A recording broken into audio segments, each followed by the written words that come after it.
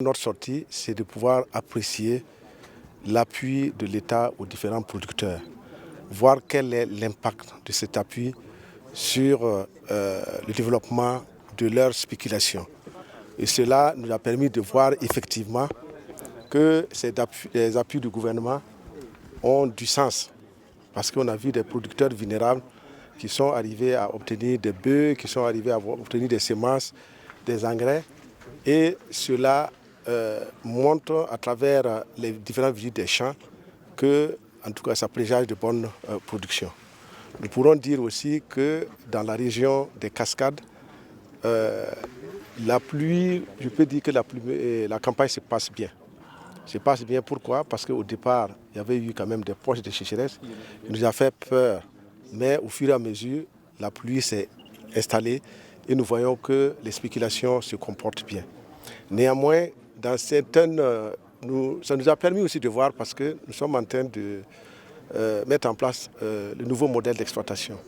Et ceux qui l'ont a permis qu'à partir des poches de sécheresse, ce modèle-là les a permis de pouvoir ne pas sentir quand même la sécheresse. Ce qui est très très important et que nous pensons que dans cette région, par rapport aux nos objectifs attendus, qui est de 325 000 tonnes de céréales, dont 128 000 tonnes de riz, nous pouvons quand même atteindre ces résultats. Nous voulons vraiment profiter de l'occasion pour dire à l'ensemble des producteurs que le suivi des itinéraires techniques permet effectivement de pouvoir avoir une bonne physionomie au niveau de leurs champs. Donc cela est très important et que nous voulons que ces producteurs-là puissent adhérer à ces différentes techniques, non seulement des techniques de maîtrise de l'eau, mais également les techniques de labour, des techniques d'entretien des champs qui véritablement donnent de bons résultats. Ici, dans la région des Cascades, nous avons un projet de pouvoir beaucoup développer la production risicole.